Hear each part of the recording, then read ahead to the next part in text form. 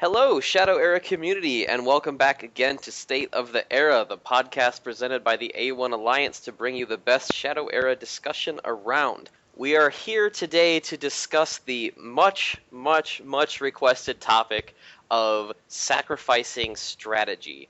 This is something that players on all levels, it's the most challenging skill in the game, and a lot of people have said they want to hear our thoughts on it and how to do it and what goes through a top-level player's mind throughout the game when they're sacrificing cards in sticky situations. Here to talk about the sacrificing strategy today, we've got Wtzky. G'day. World Champion iClipse. Hello, guys. And Seragyn. Howdy. Before we get started today, Seragyn, why don't you let the listeners get to know you a little bit better since we haven't had you on. How long have you been playing Shadow Era? What's your favorite deck of all time, and where are you from? Well, I'm from Canada. Well, live in Canada, from a little bit everywhere. I've been playing for about a year, and my favorite deck would have to be... That's a tough one. Probably a Zaladar. Dimension Ripper controls Zaladar. Dimension Ripper. It's an accursed card. I love it. Every time I use it, I get nothing but like Puins in my hand, and every time my opponents use it, they get all of my like supernovas and fireballs, and Well, that's the card hates me. point. That's the point about the card. Yeah, but when I use it, I never get fireballs and supernovas. Like that's what I'm trying to say. Yeah, okay. Well, it's partly about knowing when to use it. Yeah, that as well. Is never a possible option for that. Well, but in a Zaladar deck, you have a lot of... at least in my Zaladar deck, I have a lot of cards that aren't really good for the opponent. For example, Fire Snake and stuff like that. You won't be able to get much use of that. So it isn't that bad if he gets cards out of Dimension Ripper. But do you know what? I remember way back in like 1.25, 1.26, pretty much no one used Dimension Ripper except for Lying Dragon. And he'd run, I think, 2 or 3 and just know exactly when to use it to maximize the benefit. But it seems now that you can use Dimension Ripper a lot more liberally and still have a really strong deck. So I'm not sure what's changed that's made that possible, but it used to be a lot harder to use Dimension Ripper than it is now. I think it's partly the shift from a rush meta into a more control meta. So you end up having people with less crappy weenies, like a bunch of 2-drops, and you end up getting a little bit better thing. Yeah, it might be that. No, I think the other thing maybe Shadow Font has helped give Zaladar a lot more control than what he used to have. Definitely. Because now if he loses an ally, he knows he can probably still take it out pretty easily with Dimension Ripper and Shadow Font or Mind Control, so it's not such a big deal, but yeah. I also think that the rise of the control meta helps out Dimension Ripper a lot because a lot of people have, like, say, cards that they only need to see once, so they only have maybe 2 of them in their deck, and if you can snag one of those, even the chance of getting that to happen is worth it. If my opponent has 2 tidal waves in their deck, or 2 supernovas in their deck, and I pull one of them with Dimension Ripper, that could cripple their strategy a lot. Yeah, I got an enrage in one of the World Championship games of Ducky. I remember that. Due to Dimension Ripper. I do remember that. That was crazy. You were like 1 turn away from death, and you're like, oh, by the way, I have this enrage here. Yeah. Yeah. So you also have to think that whatever you're getting is something he can't use, even if it's not very useful to you. Right, exactly. That is exactly my point. Like, or mages, whenever they depend on having all these burn cards, if you can steal 3 other burn cards now, like, what? They have no late game strategy at that point. I think it's a meta thing. Yeah, definitely. Yeah, probably, and maybe also because the card wasn't tested enough in the past, and now people, while testing it more, see that it's actually a decent card. Yeah, that definitely could be too. Anyway. All right, so let's go ahead and dig into this murky topic of sacrificing. Now, before we get started, I do want to make something very clear. Sacrificing is extremely complicated and situational. We could spend 20 hours just running down everything we know and think about and look for in sacrificing, and we would still not have a complete list of you for when you see A, you should do B. So what we're going to do is we're going to take a look at some questions that you guys have had and some scenarios that we've had submitted to us by Painful Smile, who is a really great sort of puzzle designer when it comes to these sorts of card game scenario things. And we're going to discuss them. We're going to talk about the sorts of things that we look for, and we're probably going to disagree with each other a lot. And hopefully from listening to that, all of that discussion, you can pull out the concepts of what you need to be looking for and the kind of mindset you need to be in order to be successful in your sacrificing strategies. Let's go ahead and start off with a really general sort of thing. Whenever you guys are sacrificing cards in the early game, the mid game, and the late game, what kinds of things are you looking to sacrifice? What kinds of things are you unwilling to sacrifice during those points, just, in as general terms as possible? For me, it's more you have to have a little bit of experience about which cards to sacrifice at first. For example, if I'm playing a priest deck and I know I'm facing an enemy who uses allies as their main damage output, I just need to remember that I can never ever sack my tidal waves, and I always have to keep that in mind while sacrificing it. But then again, you can sacrifice a tidal wave if you already have board control and you've already won. But other than that, there are very specific cards, and these cards, they're different from hero to hero. But for some heroes, there are just some cards you can't sacrifice, and you just have to know that in advance. Usually, you know that by just reading the cards, or you know how your deck is made, and you know which cards there are in there. So yeah, you can't sacrifice those cards. It's usually also a bit matchup dependent, I guess. For example, as Zana, I don't sacrifice my healing touches versus mages. But on the other hand, I sacrifice them all the time versus a rogue deck, for example. Yeah, I think that the other thing is you've got to look at your resource curve and make up your mind early what your strategy is going to be. So, I mean, for example, if you've got a resource curve that goes nicely from turn 2, 3, 4 drops, and then turn 5 you play your big card or whatever it is, and you feel like you can get ahead, then you sort of sack around that so you can put allies down. Whereas if you're looking like you're going to be behind and you don't think you can get the board back just by dropping allies, sometimes it's worthwhile to sack those around other cards that'll get you the board back on later turns, and just try to survive. So they're really general.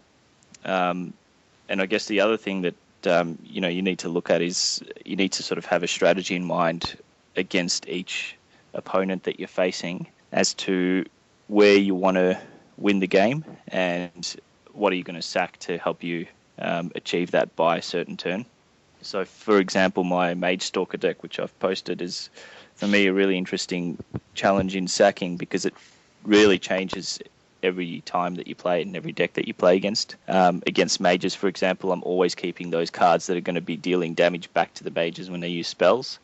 And I'm probably sacking more some Death Mage Thaddeus or some other cards. And I'm probably always keeping my full moons because they're really handy as well. But I'm sacking more my shadow fonts. Whereas that might change when I'm playing against, say, a warrior deck or a priest or something else. So, you need to know what strategy is going to win against what opponent, and you need to stack around that. Yeah, also something I wanted to add, sometimes it's not a bad thing to stop sacrificing. I've played games versus people and where they just sacrifice up to 13 cards, but they don't really have a draw engine or anything, and then I always wonder why they sack so many cards. Sometimes it's just 8 resources, for example, is a good number usually to stop sacrificing, except if you really get the card that you don't need anymore. But yeah, sometimes just stopping with sacrificing is a good thing and not a bad thing. Yeah, I'll second that because Sisyphus, for example, he often stops sacrificing quite early on, maybe like turn 5, and he still wins games. So, I think you've got to think every time you click that sack button, why am I sacking? Do I really need the resources to play some power play later on, or am I just doing it because it's there? Yeah.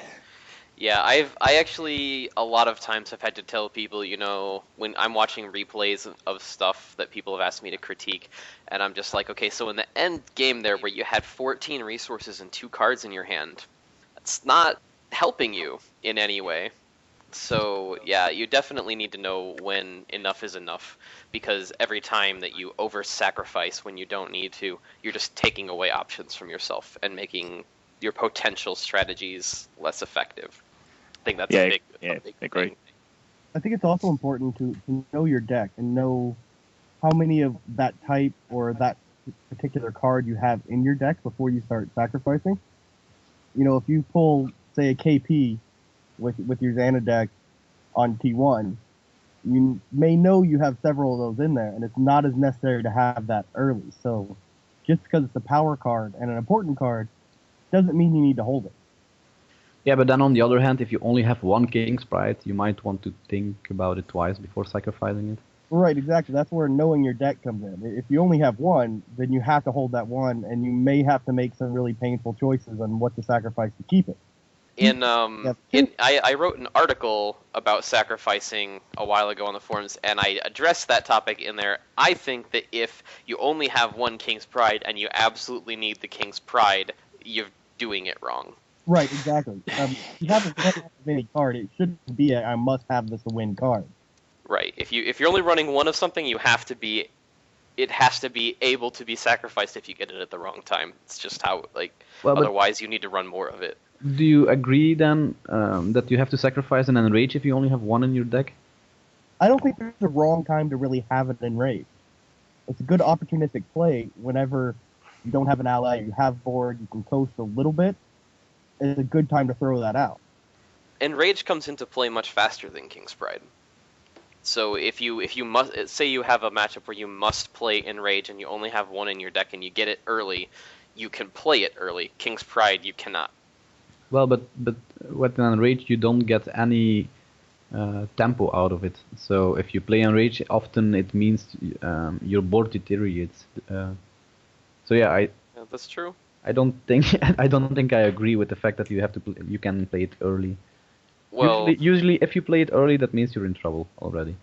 I would also never play with only one Enrage in my deck, so... Oh, I play with it all the time, actually. It's not a necessary victory condition. Yeah, True. Okay.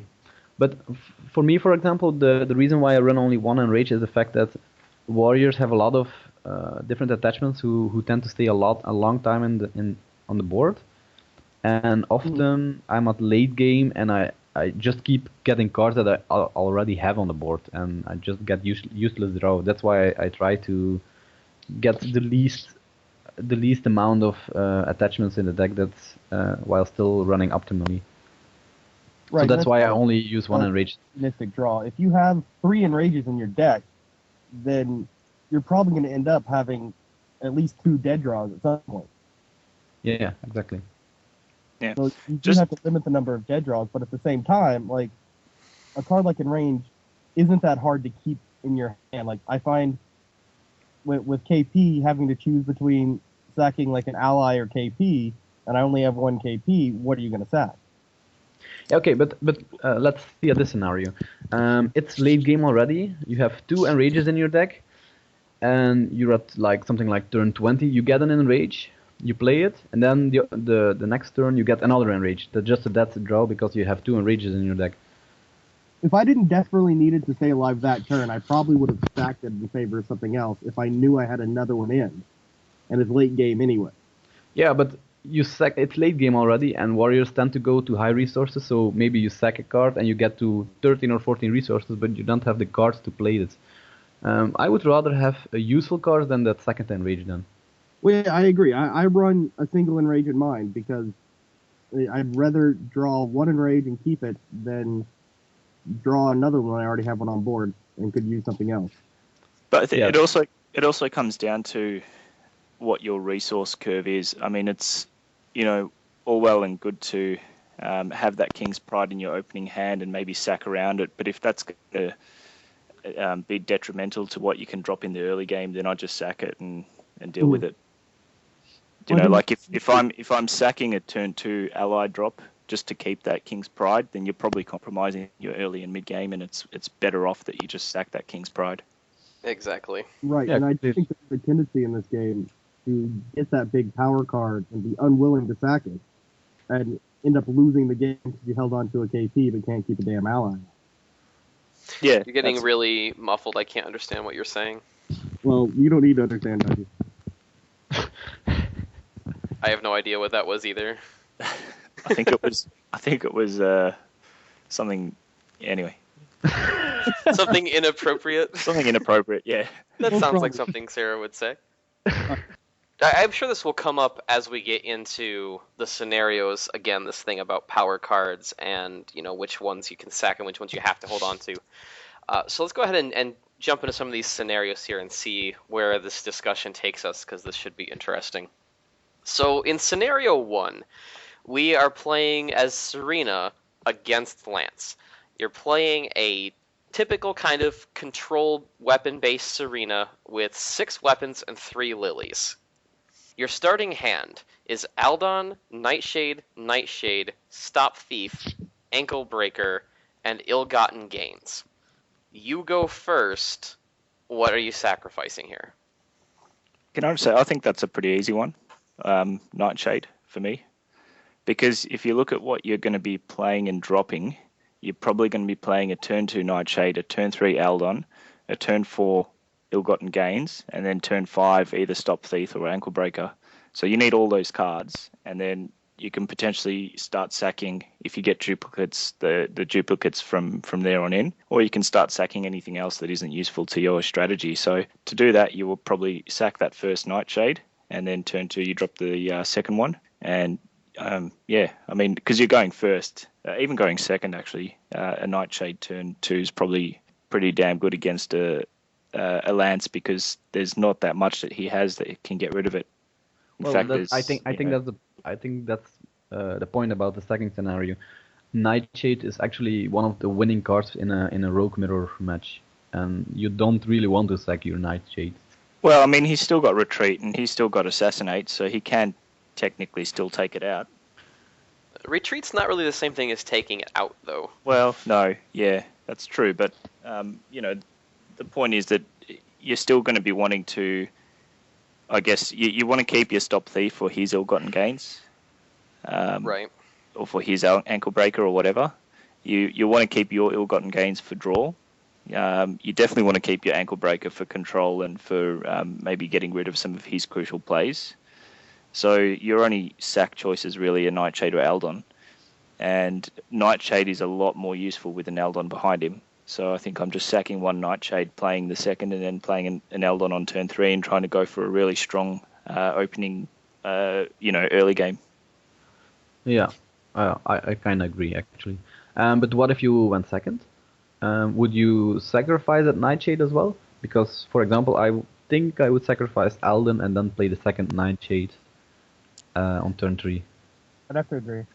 Going Yeah, second, if I'm behind, because you don't know, maybe he doesn't drop anything on turn 2, in which case it may be more beneficial to.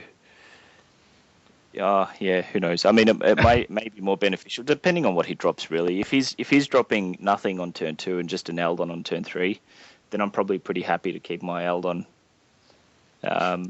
To be honest, I'm actually pretty torn between the Aldon and the Ankle Breaker, and I realize the Ankle Breaker is typically a sort of no-sack card for rogues, but what concerns me is that I have 6 weapons in my deck, so the odds of me getting another weapon by the time we get to turn 5 or 6 when I'm actually going to have the luxury of playing it is decently good, and the Nightshades, I cannot fathom getting rid of either of those because they're so important in the Rogue Mirrors, especially when I get to go first, and I'm definitely getting mine down. It's going to become a battle of who has the board, and Lance inherently has an advantage in that regard because of his haste ability.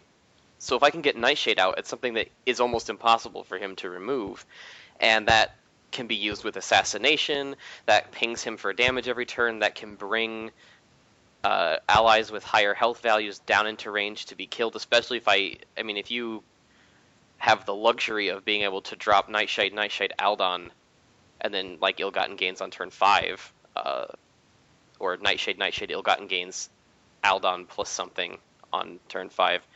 Those are really, really strong plays. So I actually might be leaning towards the Ankle Breaker on this one. Well, I'd have I to think agree for Serena. I've played enough Serena that there's always that damn game where you sack that first Ankle Breaker or whatever, but you only have 3 other Ankle Breakers, and that's really your key weapon. Your other Well, weapon... but you have three lilies as well in the deck. Don't forget Yeah, that. but if you sack an Ankle Breaker, you're not getting it back. exactly, and you still need to be able to draw that other Ankle Breaker. I mean, you said he's got 6 weapons, so the other 2 weapons might be, old rusty dagger or The other 2 throwing weapons are knives or Golden something. Guitar because I'm me. Okay, well, For everyone's that's not specified in the thing, but I agree. I wouldn't. Ankle Breaker's just such a key card, and I mean, sure, if on the second turn you draw a second Ankle Breaker, then fine, I'm sacking that. But I think you're probably always dropping your Ankle Breaker on turn 5, and if you sack it on turn 1 and then you don't draw any more until turn 5, you're possibly in a world of hurt, and Lance will get ahead really quickly. And I mean, it's only 6 weapons. It's 80% chance that you'll draw it by the time you need it, and if you've already drawn it and you're sacking it, then who knows what you're going to be drawing. And well, what if for example on your next draw you get another 3cc ally, like Jasmine or Priest of the Light? Then I think I would smash my head on my keyboard, because I would rather sack the Ankle Breaker and then on turn 5 play the second Nightshade along with the 3cc ally, because Lance has no splash damage or anything that deals with more allies than one.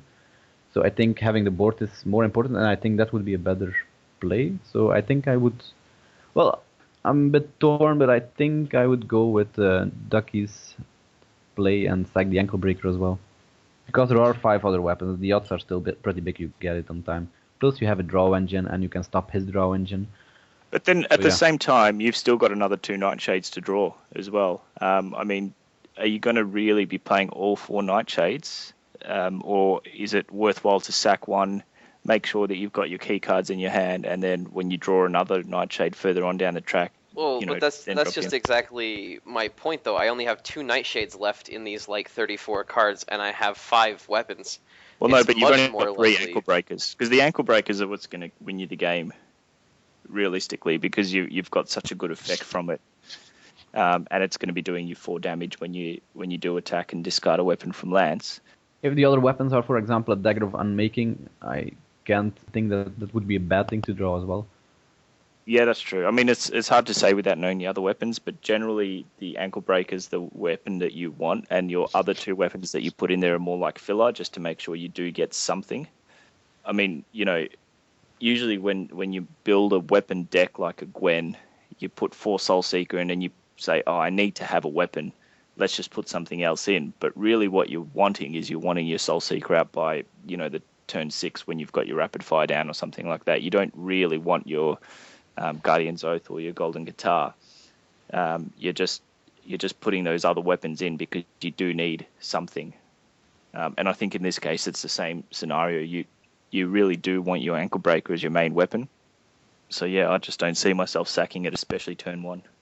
I might sack it if it was one of the other weapons other than Ankle Breaker. Yeah, agreed. Well, if it was on like the other hand, you're playing versus a Lance, and there is a pretty big chance that he has Stop Thief in his hand as well.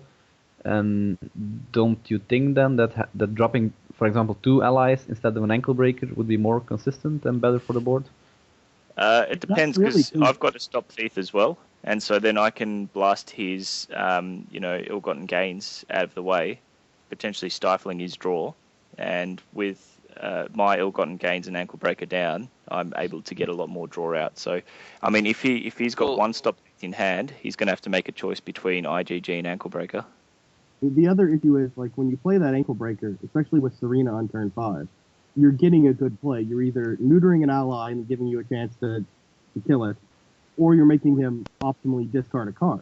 that's worth taking the risk of it getting immediately trashed because you do have lilies to bring it back. Yeah, that's right. And you've got Lilith to bring back your IgG if that's what he chooses to blast. I mean, what you want is to, give him the choice of does he take out the dangerous weapon or does he take out the dangerous draw card? And either way, you've got Lily to bring whatever he blasts back. So you're probably winning in that regards, and I don't really mind about his stop thief. I don't know. To me, ankle break is what I want to play on turn 5.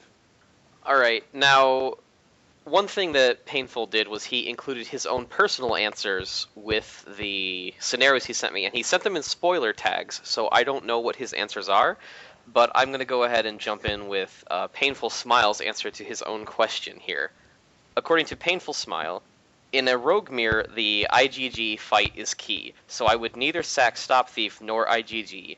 Also, Nightshade is very important because the rogues have to use important cards like Assassination to kill them. The damage adds up very quickly. They are also assassination gates for yourself, even if they get distracted by Jasmine. You are Serena, so Ankle Breaker is even more important than for you than for Lance. You absolutely need it. So I would sacrifice Aldon with a game plan to play Nightshade, Ill-Gotten Gains, and Ankle Breaker or Stop Thief on turn 5, depending on what he plays. Yeah, I don't disagree with that. I'd be sacking either Eldon or Nightshade as well. Personally, I'd probably just go with a Nightshade if I thought I could get off to a really quick start. But yeah, that sounds better than sacking Ankle Breaker. Yeah, I'd go Nightshade if I was going first, and Aldon if I was going second. Well, I do think it's an interesting answer because people, if you see an Aldon and you're going first, you almost feel obligated to play that Aldon on turn 3, but playing a Nightshade on turn 3 is maybe a bit better decision in the long term. I agree. I actually like to play Aldon on turn 4 because I want to either have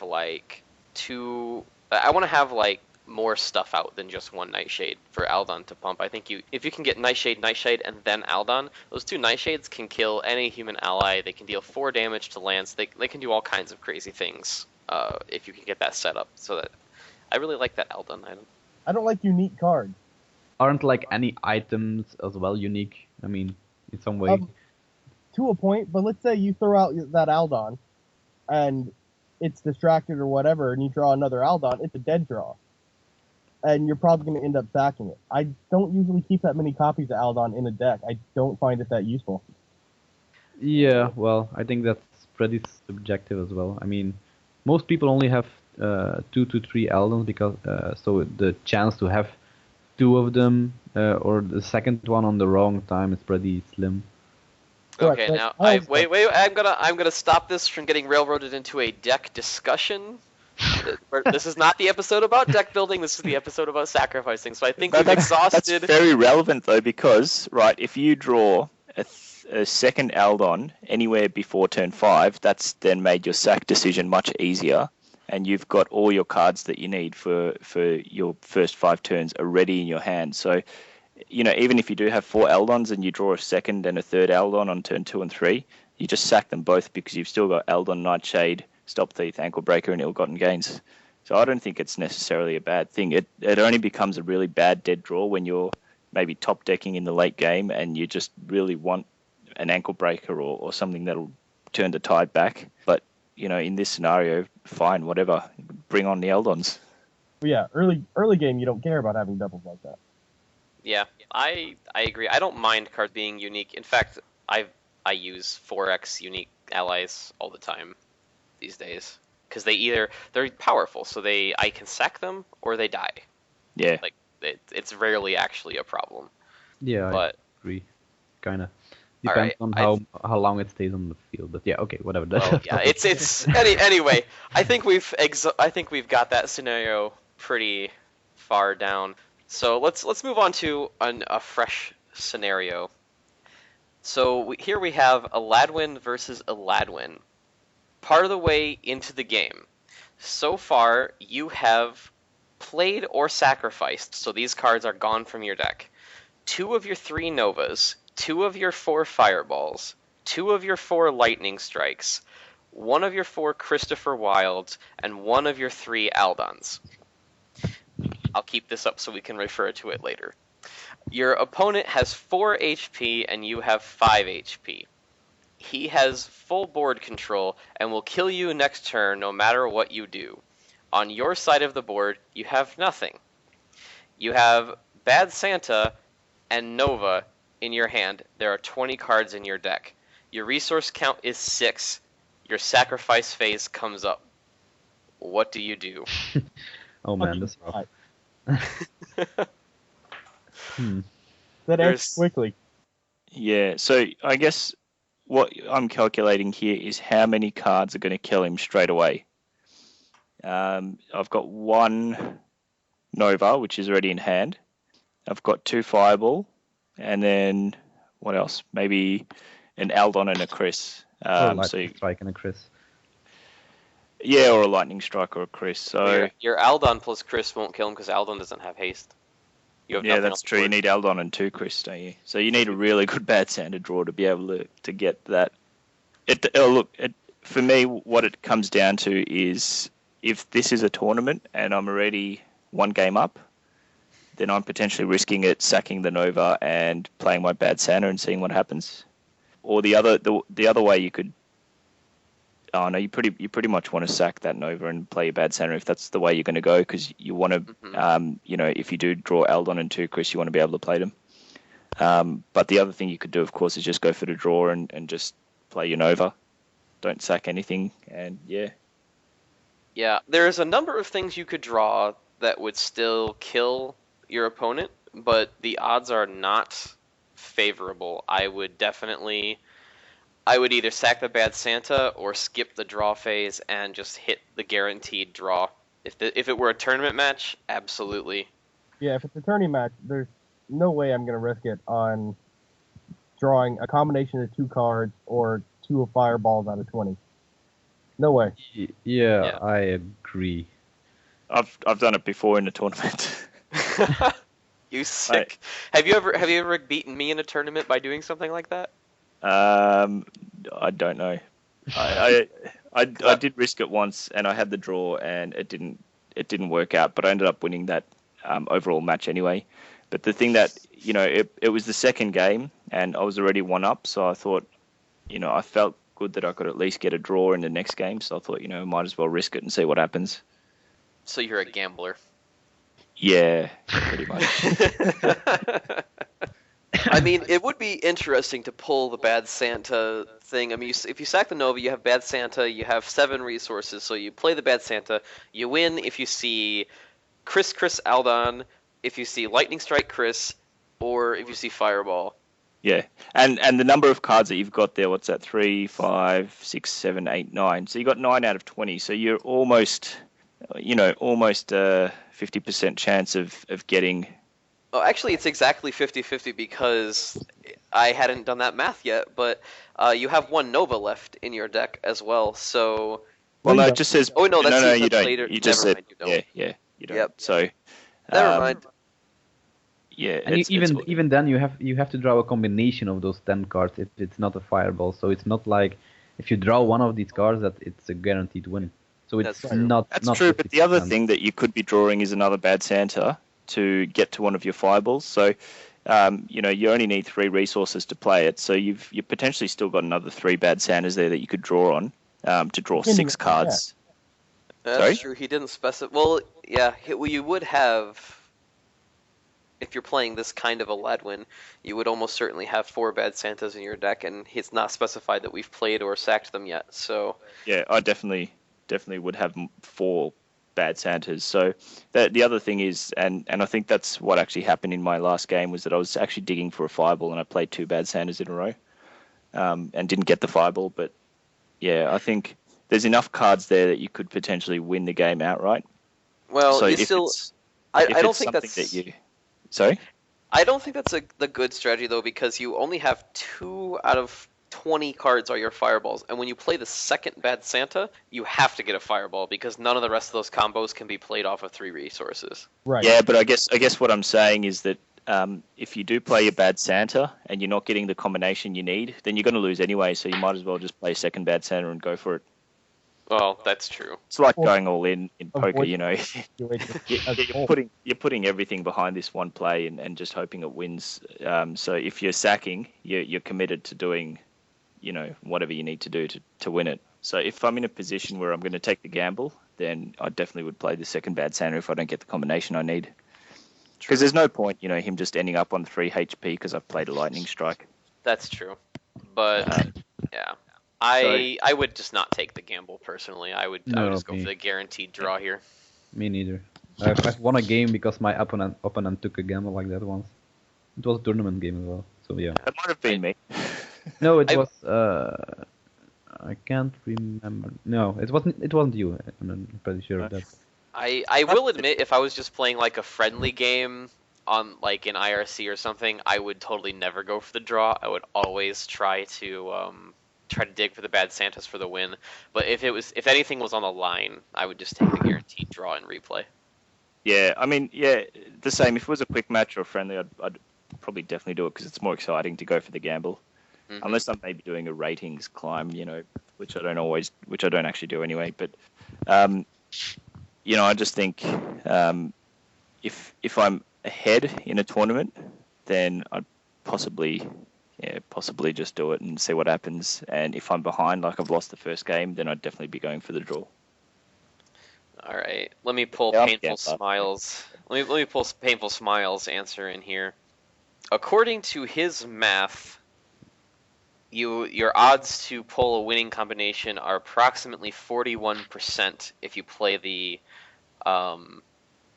go with the Sack Nova Bad Santa play. So he says if my math is correct, you should play the Nova. And I just want you to know, Painful, that it warms my heart to hear you say you should play Nova. Well, you know, it's funny because he's actually done that to me and forced draws on me using Nova several times. So He knows deep down inside that Nova is a great card. All right, let's go ahead and move on to the next scenario here. Magia versus Zaladar. You're playing Magia. On your side of the board, you have a Gargoyle and a Death Mage Thaddeus. His side of the board is Plasma Behemoth. You have no shadow energy built up. He has 3 shadow energy, so he will get to use his ability next turn. You have 16 health. He has 20 health. You have 5 resources. Your hand is Leyline Nexus, Sacrificial Lamb, and Bad Wolf. Sack phase. I'm gonna say either the Leyline Nexus or the Bad Wolf, and then do your damage with the DMT, and then sack lamb the DMT and see if you can draw another one. Yeah, I think I would do the same thing. You could play Batwall, but it would just get destroyed. Leyline Nexus is not really of any help right now. Do you need to sack? I don't. Yeah, no, you don't have to sack. I mean, I would sack so I could have at least 4 resources in case Yeah. I get a lightning strike. Yeah, I would. I think I would stack the Bad Wolf. Keep the Leyline Nexus in case of Dimension Ripper, and then just use ability of that Mage Thaddeus. Then use Sacrificial Lamp on it, and then see if you get either Fireball or Lightning Strike or anything like that. yeah. I actually completely agree with that. I would definitely sacrifice the Bad Wolf, because if I'm a Magia deck, if I'm any kind of normal Magia deck, I have plenty more 3-cost allies where that guy came from. Yeah. I would sack, and then you want to go up to 6 resources because you have to get rid of the Plasma Behemoth. In my mind, you know, leaving that guy around is either going to wipe your board or he's going to take away half of your life. Well, if he ticks up to 4 SE, he's going to hit you for 7 with the Plasma Behemoth, and then his ability is going to get you for another 3 on top of that. So you'll be, what will that be? You'll be at 6 health, Yeah. and that's just terrible. You don't want that situation to happen. You have to kill that Plasma Behemoth. So you sack the Bad Wolf to put yourself up to 6. Then you shoot the Plasma Behemoth with the Death Mage Thaddeus. Use a Sacrificial Lamb on it so that you can pull a Lightning Strike or Fireball or anything that will let you kill, or another Death Mage Thaddeus even. You could drop him with the ping damage and kill him with the Garg. But something like that has to happen. So Bad Wolf is definitely my final answer here. Yeah, I agree. Yeah. And it has to be the Deathmage Thaddeus that you sacrifice with the Sacrificial Lamb because he's unique, as discussed earlier. Right. Alright, let me pull up Painful's answer. Yep, he totally agrees. You have to kill... You have to kill the Plasma Behemoth. You need 6 resources, or else you won't be able to use a Lightning Strike that you get after the Sacrificial Lamb. So the question is whether you sacrifice the Bad Wolf or the Leyline Nexus. I would go for Bad Wolf because you need Leyline Nexus against a Dimension Ripper if he plays it next turn, and the odds that you get more 3-cost allies are way higher than the odds that you'll get another Leyline Nexus. So yeah. So there we go. Alright, let's go ahead and move on to the next scenario in the lineup here. You're playing a Lance against Boris. He went first. You're playing the standard control style Lance deck that you see in the tournament scene and stuff. So far, the turns have gone. He played Christopher. You played nothing. He played Bad Santa. You played Nightshade. He played Blood Frenzy. You played Priest of the Light. Boris played a Crippling Blow on your Priest of the Light, and now your turn has come up. Your hand is Ill-Gotten Gains, Aeon Stormcaller, Ankle Breaker, Stop Thief, and Jasmine. What do you do? I would sacrifice the Jasmine and play the Ill-Gotten Gains. Because Ill-Gotten Gains is such a key draw engine in versus Warriors because they can't destroy it. And then you have already your next, your 5th and your 6th turn you have already in your hand. And it's not like you've lost the board or anything. I mean, you actually have the board. You have a Nightshade there, and he has nothing on the board. So I would definitely just sacrifice the Jasmine and play the Ill-Gotten Gains. Because if you play that Jasmine, he can just destroy it with his ability next turn anyway. Well, actually, Yeah, I agree. It's the TOTL. You actually Sorry? get it for more than one turn, because the Priest of the Light. Yeah, but we're already on turn 4 now. I mean, it might survive one turn, that's true, but other than that, it'll just die. While an Ill-Gotten Gains will still stay forever on the field, and then on turn 5 you can play Ankle Breaker and at least disable something. And then the next turn you can play Aeon and it won't be destroyed that easily, because you'll probably still have the board when you play that Aeon. Because Yeah, I actually agree. I think you're sacking the Yasmin because the board is yours. You've got Nightshade. It's not definitely yours, but it's still there. And then, you've got Ill-Gotten Gains, turn 4, turn 5 Ankle Breaker, turn 6 Aeon with Lance's ability. And that basically should, get you the board because whatever he drops, you'll be able to kill with your Aeon, Nightshade, and Ankle Breaker. And then you get draw from it with Ill-Gotten Gains. See, I actually disagree. I think I'm sacking the Stop Thief here, because it's the only Stop Thief I've seen so far as I know. And against Boris, I don't need Stop Thief very much until very late in the game. If he plays a Jeweler's Dream, I'm not going to bother Stop Thiefing it. I may, on turn 7 or 8, I may see a King's Pride that I would have to Stop Thief, but in this current meta, that's not even very likely. And if he plays a War Banner, I'm not likely to care this early in the game. It's just not going to be a priority to destroy the Stop Thief when I could be developing my board and using my power to haste things. So I actually think I'm going to sacrifice the Stop Thief so that I can play Ill-Gotten Gains, and then I agree with everything everyone's said after that. I have to agree. Part of the reason is I might play the Jasmine just to give him the choice between killing the Nightshade or the Jasmine so I keep something on board. Because otherwise he's going to drop something each turn, and I'm going to be a little bit screwed. Yeah, that's another good point, because his ability will proc in 2 turns, and you have to have stuff out. If you only have one cheap ally out, you're in trouble. Yeah, but on the other hand, you're pretty certain your Ill-Gotten Gains will still stay on the field. If you can just play Stop Thief on something, it will get you another card and more resources, thus accelerating you in the later game. I mean, the chances are pretty big you will draw another ally anyway. So, well, it's not the best card versus Boris. I agree. It's yeah, I mean, if it probably were one of the worst heroes for Stop Thief. But I mean, if you have Ill-Gotten Gains on the field and then play Stop Thief, it just gives you a huge advantage. I mean, I agree. I just think it's so early. I mean, I have 3 more Stop Thieves in my deck, so I'm gonna get it later when I need it. But the thing is that this early, I mean, what could Boris even possibly play this early in the game that I'm going to bother Stop Thieving?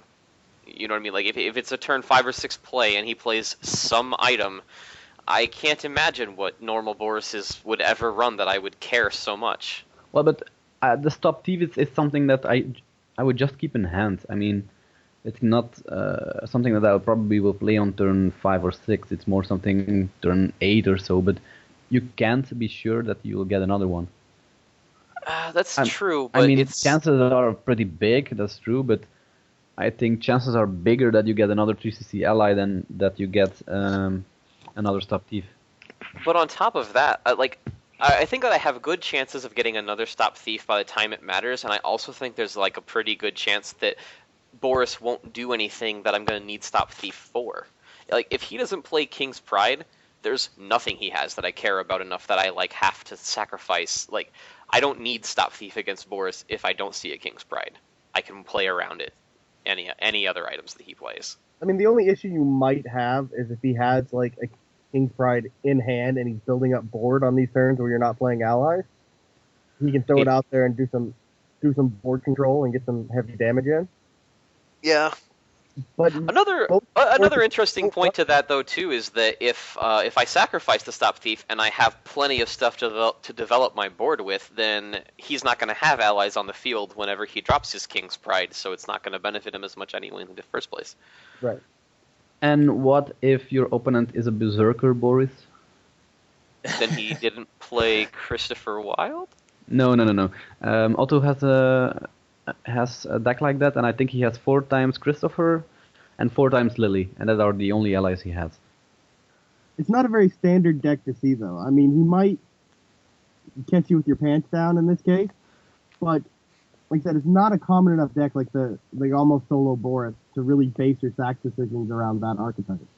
Yeah, okay, that's true, but I was just trying to be the devil's advocate by saying that that King's Pride is not the only card that you would destroy with Stop Thief. Okay, and that I would rather have the certainty of having an item destruction in my hand than not having it. I mean, you still have your plate for your next three turns or so. So yeah, I agree, because you've already got your plays set, and so you can always sack that Stop Thief to get the resources needed to play your Aeon if he does drop another ally and you're sure that it's not a Berserker Boris. But until you can definitely say that's not a Berserker Boris or a semi-solo or whatever, you're just not playing that Yasmin, as far as I can tell anyway, right now anyway, so there's no need to have her in your hand. Fair enough. I can see that point. I think it's arguable as to which one to stack, but that definitely is a very decent point. If you don't know what he's playing yet. I see. You say that you're sure I'm not going to play the Jasmine. I disagree. On turn 5, if he drops anything with 4 health, my next play is going to be Jasmine Haste. Kill it with the Nightshade and the Jasmine. And if he drops something completely insane, I can drop, like he drops a Raven, then I can drop Jasmine, Haste, Distract. There's going to be very optimal plays, and I don't think I think there's. If he drops a Raven, well, if he drops something, you play Ankle Breaker, and then disable it, and then you're still playing Aeon Haste, giving protection to anything else that you drop afterwards, and potentially just clearing the board, because you've got Aeon with Haste now, and a Nightshade, which could probably just kill almost anything that he drops except for another Aeon or a Sandworm.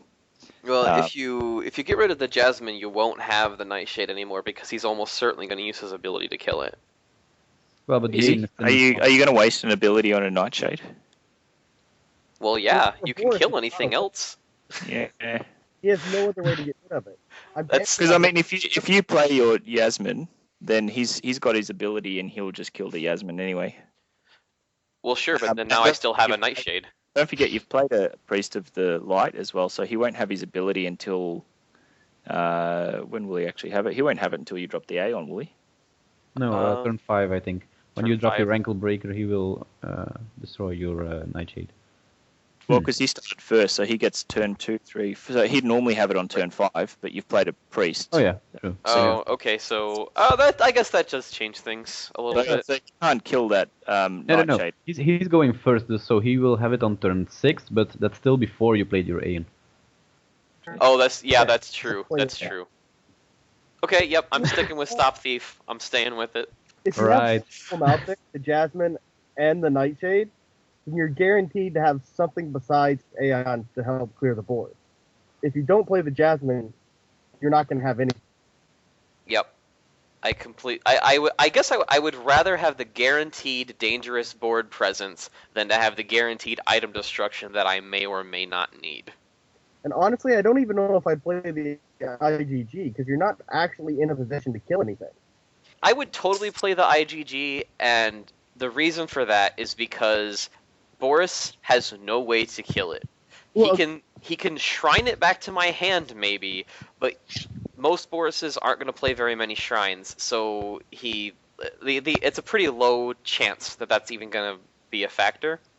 And other than that, he can never get rid of it. So the earlier I can get that down, that's just like a permanent advantage that I have forever, and every subsequent ill-gotten gains can just be sacrificed. It's an easy auto-sack choice well, the every way time I see one. if I have the Jazz and the Nightshade down, I can at the very least distract whatever he throws down, or play IGG turn 5 and kill it, whatever he has, and then do it. Oh, I see what you're saying. So I might hold off on the IGG till turn 5, because I'll have enough on the board to at least distract whatever he throws down. That's true. Well, I disagree, because then you're actually kind of wasting your ability, because on turn 5 you can destroy that ally anyway. I mean, destroy or disable that ally anyway, and then on turn 6 you still have your ability on the Aeon, and you can still kill that ally. Well, against the board, it will give you more draw in the long term. Actually, some of this also might depend on, like, I'm looking at this turn order that's unfolded.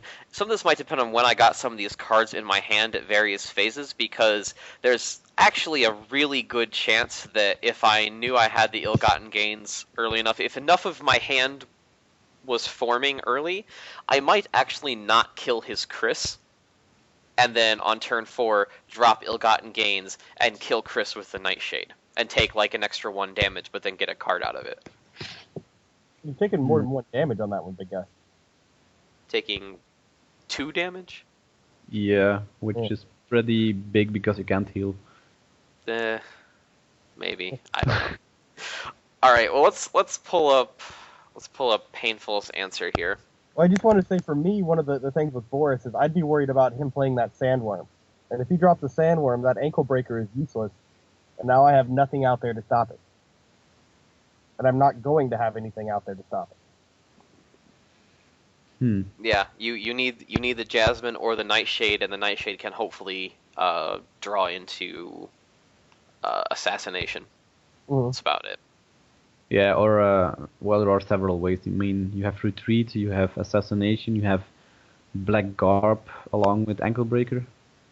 But in order to keep your options open as possible, you need to have that Jasmine.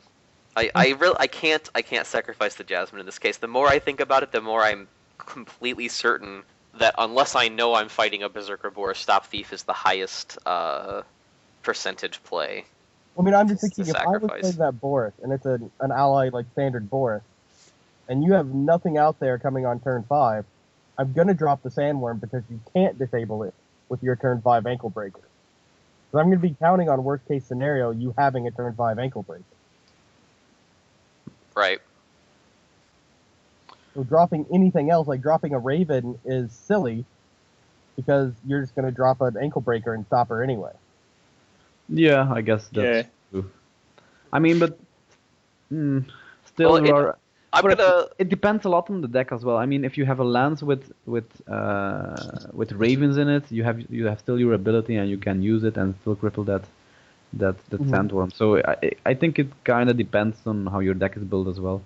It does. I mean, if you have enough options to destroy that or disable that sandworm permanently, then I would still sack that Jasmine. But just for me, I prefer to have an insured stop right there in my hand, so I wouldn't get rid of that because you don't know what you're drawing next. Yeah, I guess it's a good point. Let me bring in Painful's answer here because he has an interesting analysis, and I don't think I would read the match the same way that he did. But I want to put his answer into this discussion because it's interesting. Painful says, because the only ally my opponent played so far is Chris, the odds are high, in my opinion, that he plays some kind of semi-solo Boris deck, so I would not sacrifice Stop Thief. Ill-Gotten Gains is very important to play as Lance, so I would not sack this card. And last but not least, Aeon is the Boris killer, so I would keep that too. You need all cards but Jasmine, who dies anyway if you play her because of Boris's ability, so my sack choice would be Jasmine. I have to disagree with that completely.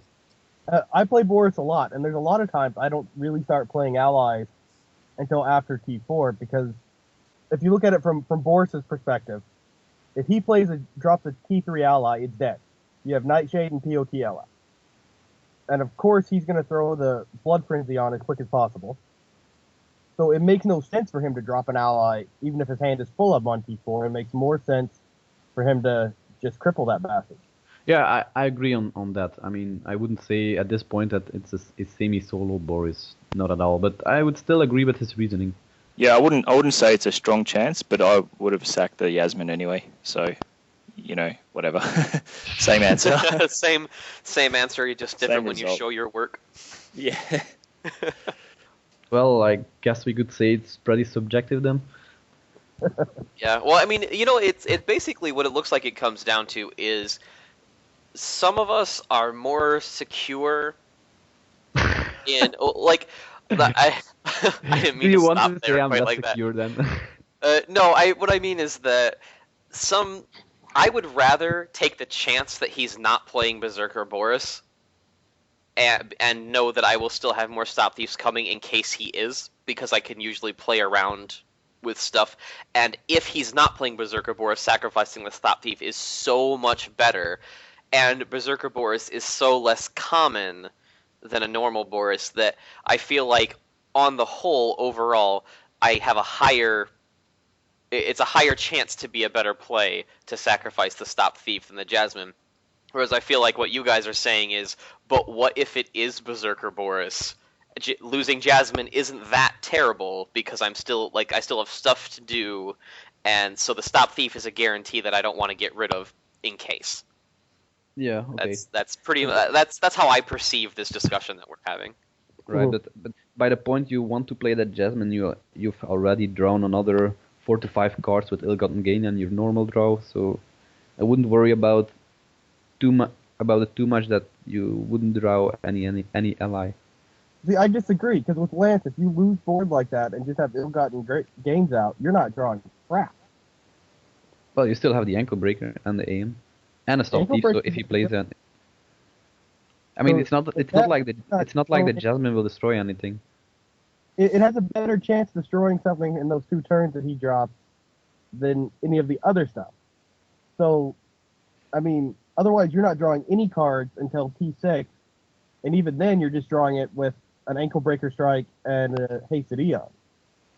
So you're not drawing any extra during that whole time. If you throw the Jazz out, you at least have the potential of killing whatever 4-drop, or preventing you from playing it at all. Well, my big thing, too, is that if I I almost see the Jasmine on top of the fact that I could play her at some point and maybe haste her if I needed the distract effect or whatever.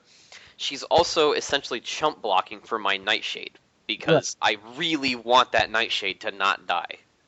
That's might just be me, but... Yeah, I have to agree with you, Duck.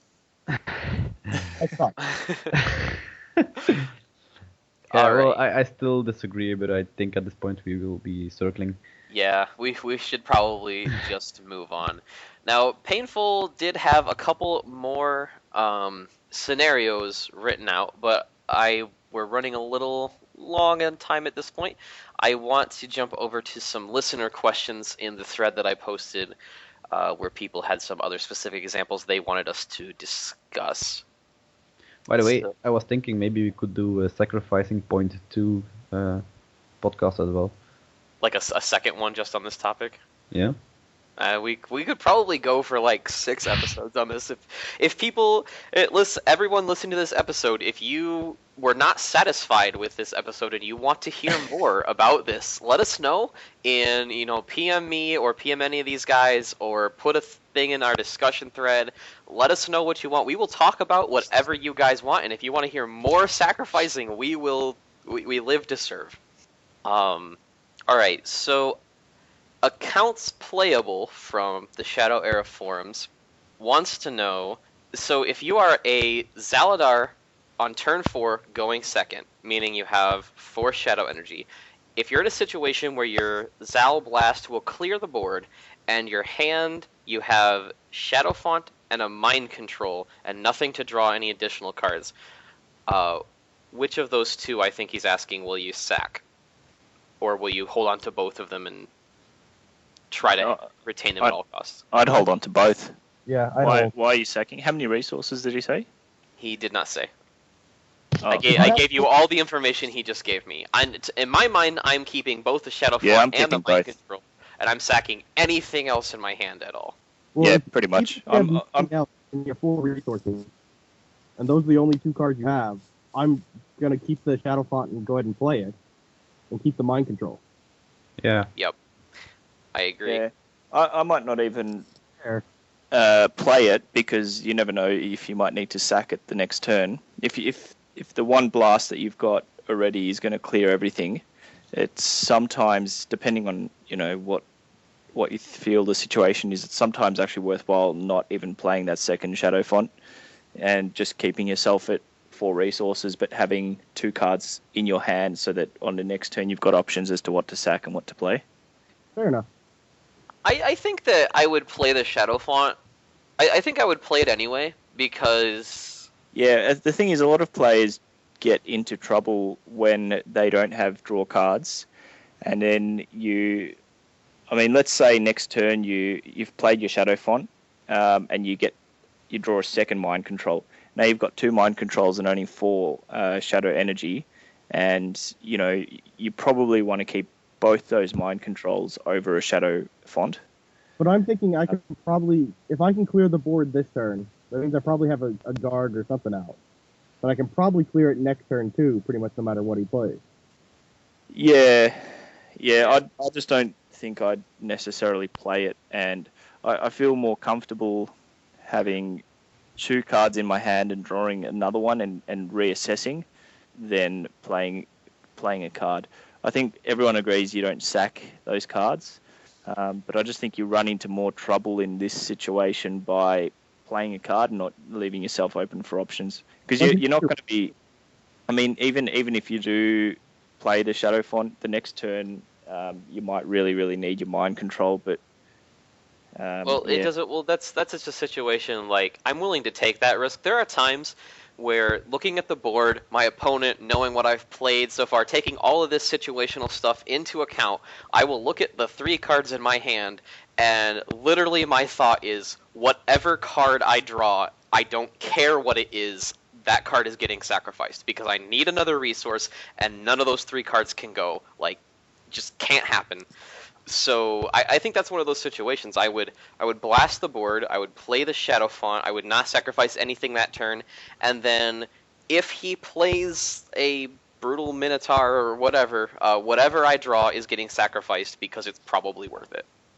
And that's when you draw another Mind Control, and then 10 turns down you go, oh shit, I really need that Mind Control that I sacked.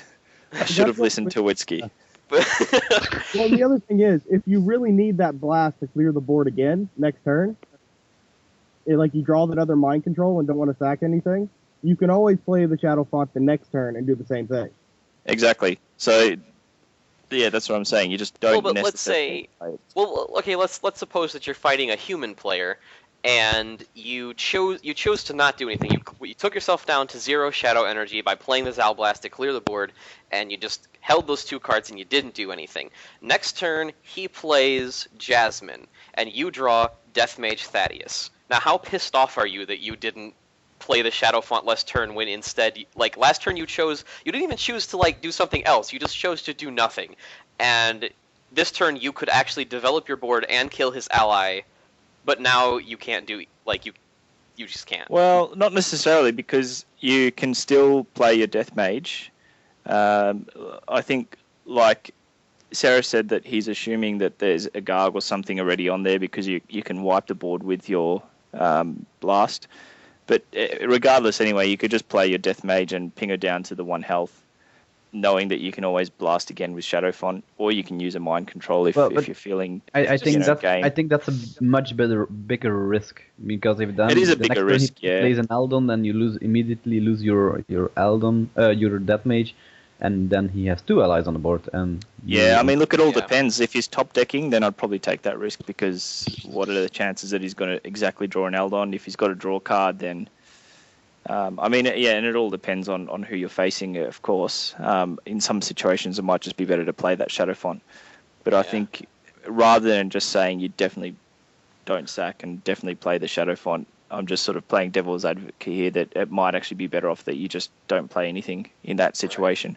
Right. I mean, it almost goes down to the old argument that we used to have back in 1.28, I think it was, where everyone was running Chris by 4, and people would just have Chris and always play it as a turn 1, where, I think you, Anthony, wrote a really good article about, you've got to really think about what you're trying to accomplish each turn. And just because you've got Chris turn 1, it might end up being a worse play to play him on turn 1, because then it leaves you lacking on cards later on and you haven't accomplished anything. So I think in this case, it's a sort of similar scenario. You've got to really look at what you're trying to accomplish by playing that Shadow Font, and whether you're better off keeping it in hand for, your next turn.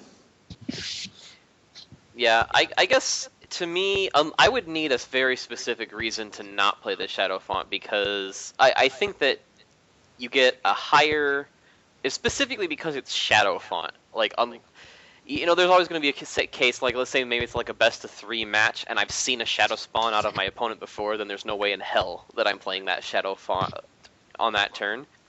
But in general, I think you get a higher...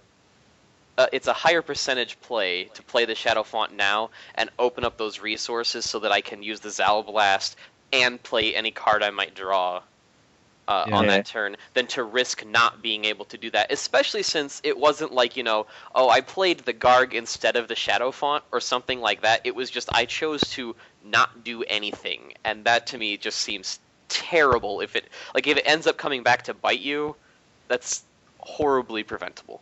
Well, it could end up coming back to bite you the other way as well, because, when you've only got 2 cards in hand, because you've got 1 if you play the Shadow Font, which is your Mind Control, and then you draw something else, and it's something that's really crucial. Like, let's say it's a draw card, and then they drop a Brutal Minotaur. You've then got to sack your draw card to play the Mind Control, or play your draw and cop 6 damage and lose the board. So in that case, you're actually really far behind by playing that Shadow Font. Also kind of depends on what's on the board, though, because to be honest, if the draw card I draw is Bad Santa and my opponent hasn't been drawing too much either, if I have like a Garg or something on the board and they drop a Brutal Minotaur, I'm fine sacrificing a Bad Santa, dealing 8 damage from the Brutal Minotaur, and still having a Garg and 4 Shadow Energy. Like, I actually feel pretty good about that situation. I'm fine top decking there. Yeah. I mean, the other thing I was thinking about is, do I need to blast on that turn? He said that you can clear the board with your blast, but it just depends on what's out there. If it just maybe is just 1 for health 3 CC ally, then maybe I won't even blast him, and I'll just who knows? Well, maybe I'll just sacrifice the Shadow Font and see what comes up next turn. But that's also something very, very dependent on the deck end. So, because if I know if I'm running a Dimension Reaper Zelda, I know I'm not running any Soul Reaper, and I know that I can't take too much damage. So I just destroy anything if I can destroy it. I mean, if I can use my ability and I can't destroy anything with it, I obviously won't use it. But if I have another ally on the board and I can destroy that ally with the opponent's ally with my ability and my ally together, then I will definitely use it. Yeah. Yeah. Yeah, I have to agree. It's hard to say without more details, I guess. But all the answers we've said are potentially right, depending on the scenario. Right. But especially the ones that NinjaDucky said. No, especially those ones are slightly more right than the other ones. So he says. No, I mean, interestingly, if you speak to Jackie, who's got a very interesting take on sacrificing anyway, but yes, he does. If you speak to Jackie, he does make a good point in that he says that you're often better off not going below 3 cards in your hand if you can help it. And if that sometimes means you don't play anything, it sets you up for a better late game. And I kind of tend to agree, especially with heroes who often don't have a good unilateral draw option. It sometimes is better just to have more cards in your hand and set yourself up for a good late game, rather than sacrificing, losing cards, and then just being in a situation where it's not clear who's got the board control. It's still in dispute, and your opponent then does have a draw, and he ends up, just flooding you in the end with way too many cards that you can deal with. Well, I have to agree on the point that if you play the Shadow Font and do have to use the mind control next turn, you've emptied your hand because you have to sack something next turn. And now he's free to basically play whatever the hell he wants with no fear, because he knows that you're relying almost solely on top decking at that point. Yeah, exactly. So and it's even worse if he's got a draw engine, or if you've sacked your draw engine to play that mind control, and then you've got no cards at all in your top decking, and he's got, maybe it's a mage and he's got a research or a tomb of knowledge down, and he just then completely annihilates you because you've got nothing. Whereas if you don't play anything, you've got 2 cards in hand, you're at least also making him think. He's going, what's he got in his hand? He's potentially got a mind control or a shadow font, or he's planning around your cards. Whereas if you've got nothing, he draws. I mean, you mind control his brutal minotaur, and then he just drops another one, and then what do you do? I suppose that's true. The mind games cannot be. So for all our listeners there, all the answers are correct, but Wtzky's are slightly more correct than NinjaDucky's. Oh, I see how it is. Okay, let's move on to another scenario. Then I've got to try to keep things moving, because I'm pretty sure any of these we could spend like an entire episode just talking about all the possibilities. But okay, so Tyrael wants to know, depending on which hero you are against, certain cards have greater significance than others that you need to keep in mind when sacrificing. Is there a simple set of rules or a simple method that you can use to determine this when you see your opponent, like which cards you need and which cards you don't? Or do you just have to memorize them all? It all is dependent on how you build your deck. So if you're playing a deck that doesn't have, say, a lot of item destruction, and you come up against someone like Gwen, who's very item dependent, then of course you never sack your item deep. You always keep your destruction. But it really just depends on, are you playing one of those crazy decks where you have 3 ley lines and 3 streaks or whatever? Yeah, but I think as general rules, you can make assumptions about decks based on heroes and what cards then might become important. It's not necessarily, it obviously depends if you've got the leyline nexus, but if you're playing a Gwen, you probably don't want to sack any of your item destruction. Right. So if you're a priest, then you want to keep those. If you're playing as a Zana, you probably always want to keep your tidal waves. If you're playing as a Zaladar, you always want to keep your mind controls. Unless you draw all 4 mind controls in your opening hand, I pretty much never sack a mind control. Pretty much never, until I've definitely got the board control. And even then, I don't know that I'd ever need to sack one. Other sort of important things, like we've mentioned, in a rogue versus rogue match, you want to try to keep your nightshades as much as possible, and You want to sack around maybe Ankle Breaker for Serena. I mean, I think there's lots of little rules that you could potentially write a pretty good list of some rules that you want to try to follow, like things like never sack Mind Control if you can help it, or never sack Tidal Wave, or whatever the case may be. But I don't think we can really like give the guy a list here, because it is all dependent on what hero you're going to be using, what style of play you're using. Yeah. I mean, I suppose you could as an exercise, you could go through each hero and then make a list of what you're not sacking, depending on what other hero you see. Obviously, just it'll depend on your deck, but as a general rule of thumb, if I'm playing Magia and I come up against a Zaladar and I know I've got all these Brutal Minotaurs in my deck, then I'm probably actually going to sack them and just try to use smaller allies and burn. That's not like, which cards am I not sacrificing? That's which cards am I always sacrificing, so I'm not tempted to play them. They're all general rules. They're all general rules that you could potentially make a big list, and the list would actually be quite big. So that's what I mean. I think it's hard to answer here. What I think that's important is just to know your next few turns. Usually, if I see my hand and then I already think about the next 3 to 4 turns I'm gonna play, regardless of what my opponent plays, and then just sack around the cards that I want to play. Obviously, there are some cards that you don't want to sacrifice, but in general, for example, if I'm playing a priest deck, I know I have, for example, the Tidal Wave and the Aeon in my hand, then I want to play these cards on turn 5 and turn 6, regardless of what other cards I draw. I mean, like Tidal Wave, I don't want to sack it, but if I absolutely have to and it will give me the board, then I surely I will. Yeah, if you absolutely have to, you absolutely have to. There are little rules that you could come up with for each hero, maybe. Maybe that's an interesting article for someone to do, but there are little rules that you can come up with of what you're trying to sack and what you're trying to sack around. And, for example, my Gwen with the Into the Forest, I'd rather sack allies and give up the board. Knowing that I've got my Into the Forest and knowing that I've got my weapons. So, yeah, I'd probably be stacking. It's a tough question to answer, Tyrael, in that's a pretty large question. But the answer is that yes, those things do exist, and yes, you can find them.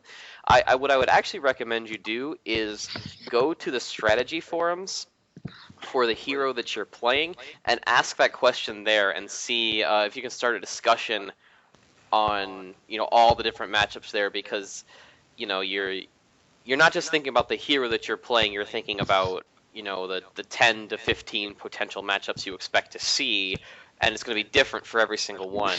So that would be a really good long form discussion for you to have. I think you get more out of that than you can get from our podcast here. Yeah, I think it could be made into an article series or even a whole nother topic. It easily could be.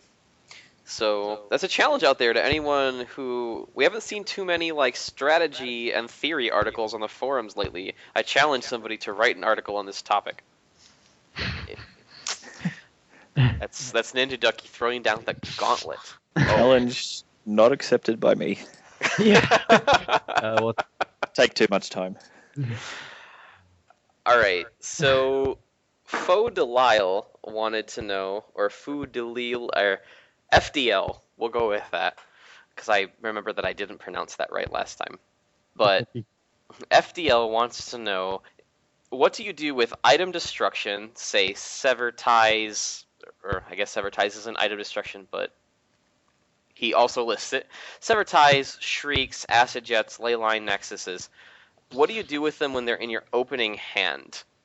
How often do you sack them, and how often do you keep them, and what do you think when you see that in your opening hand? Well, it depends on who you're playing. If you are playing someone like if I've got Severed Ties in my hand and I'm playing a warrior, I'm more likely to keep it than if I play a mage, because you never need it against a mage. If I'm starting as a Zana and I've got Focus Prayer and I'm coming up against maybe a rogue, I know I want that focus prayer for his ill-gotten gains or his ankle breaker, so I'm pretty much always keeping it. The only time I'd be sacking it would be if I really need to sack it for my board presence in the next few turns. I'm often happy to cop some damage with my hero if I've got a long-term plan as to how I can get the board back. But if I really need to sack it to be able to play turn 2, turn 3, turn 4 ally, then yeah, fine, sack it and hope you draw another one. Yeah. Yeah. Agree. I pretty much agree. Also, another thing is that I sacrifice an opening Shriek of Vengeance pretty readily unless I'm facing a portal deck, because there's just, even if I can afford the one resource to play it, there's just no way that before like turn 5 or 6 I'm gonna ever play that Shriek, because it's the resource cost and tempo is gonna hurt me so much that early that, even if I could on turn 3 going first, Shriek your Tome of Knowledge and then play a Brutalist, like I'm still just probably not going to do that. So I sacrifice that one a little bit more readily than the others. But other than that, it's pretty much it. I agree. Okay, one last listener's question here. I'm totally not going to say this right because that's what I do. But Fowland would like to know, when it comes to early sacking, when do you feel it's appropriate to take a break from sacking earlier than normal? He says he usually likes to go to 6 resources before he stops sacking, but what about, are there times that you'll temporarily stop at like 4? And when would you do it? What sort of considerations would you have when doing something like that? Yeah, I would definitely sometimes stop sacrificing. For example, as a mage, and you're low on cards, and you're at 4 resources, and previous turn you played Lightning Strike to get the board. And then turn 4 you have the Tome of Knowledge in your hands, but you're very low on cards, and I would just play the Tome of Knowledge and draw a card with it and don't sack anything. That's just one example, of course. I mean, it depends on the hero as well. Yeah, some heroes with strong draw engines or a lot of draw, you just don't want to sack before 10 resources, for example. But yeah, for some heroes, for example, the Zeladar from previously, it's not needed to sacrifice always, if it means that you won't lose the board with not sacrificing. I mean, sometimes it's keeping the very important card better than sacrificing one more, just to have one more, because it won't gain you anything. Yep. Yeah, I think mages can do it particularly well because they often don't need that many resources, because fireballs are so effective but so cheap, lightning strikes are so effective but so cheap, and with their abilities, which often just do direct damage, you can just keep pumping out low-cost allies and still totally dominate the board. So, one example is if you're an Eladwin and you play turn 1 Chris, turn 2 Puan, turn 3 Yaz, and turn 4, I'd actually stop sacking there and just keep it 3 resources and then play Eldon, Fireballs, Lightning Strikes, whatever you need to keep those 3 or 4 allies on the board who are going to be doing a lot of damage. And with Elad's ability of being able to freeze big threats, you can pretty much end a game quite quickly with that combination, and you don't need to sack past 3 resources. The times when I'd say that's not a good idea is when you've got a hero that uses expensive cards, and you know that you're going to depend on those cards in the late game. You're often just better off, eating some early damage and continuing to sacrifice, knowing that you can pull out a tidal wave or, pull out an Aeon or something like that that's going to rescue the situation. But for the decks that use a lot of cheap cards effectively, you could quite happily stop sacking at 3 or 4 resources. And I think the heroes that do it well are mages and probably Banebow can quite easily stop sacking early, and maybe even Victor. But pretty much everyone else, I think, I would not stop sacking too early. Yeah, I actually also will stop sacking early with Lance, because the way I think it's just something about the way I build my Lance decks. A lot of people tell me that I shouldn't, but I win a lot, so whatever. I will stop around 4 or 5 and often just not sacrifice again for like the next 4 turns while I'm just building up cards in my hand. Because if I'm not being fed by ill-gotten gains for whatever reason I didn't get it, or I put it down and my opponent doesn't have enough stuff for me to kill or whatever, I would just rather... sacrificing is just going to become counterproductive. I'm going to lose out on key pieces that I need. So actually, I think it's a viable thing to do quite often, especially when you're going first. If you don't have, a draw card that you played on turn 4, I frequently stop sacrificing for a turn or two to build up some cards. Yeah, well, Yeah. the question was asked in the beginning of the episode, but it's just really important to ask every time you sack, what do I gain by sacrificing this card? And you have to do that with every hero all the time. And you have to ask, is this card that I'm throwing away worth it? Because I'm never getting it back. This is something that I'm saying I don't need. Yeah, So, but you can't have perfect hands every time, and sometimes you just need to bite the bullet and do it for the sake of your late game. And even if that one particular card you don't get it, if you can then resurrect the situation by using a different win condition. Like, I think most decks have more than one win condition. You don't even Portal Mage decks, when they come up against Zaladar and they're stacked with brutal Minotaurs, then you're going to need to change your win condition and use something else. So I think same thing with sacrificing. If you're forced to sacrifice one of your win condition cards, then you just got to change your game plan up and do something else. And there's always something to say. If your deck is weak enough that it really is relying on one or two key cards and has no other win condition, then there's probably a problem with your deck. Yeah. Yeah. I do think that it's very important to mention that sacrificing choices and deck construction are often intertwined more than a lot of people sometimes think about. And you can literally construct your deck to some degree to the point where some of these harder choices just don't present themselves, or they're not hard choices. If you only have one King's Pride in your Zana deck, then you're like, oh my god, I got it on turn 3, now what do I do? But that's not even hard if you have 2 or 3 of them in your deck. So sometimes you have to think about, if you're having a lot of really difficult sacrifice decisions, you might want to take a step back and look at how your deck is constructed, and being able to tweak that might actually make your sacrificing easier when you're playing your game. Definitely. You always want to add more copies of those really important key cards in case you do find yourself in a situation where you have to sack that to keep board. Indeed.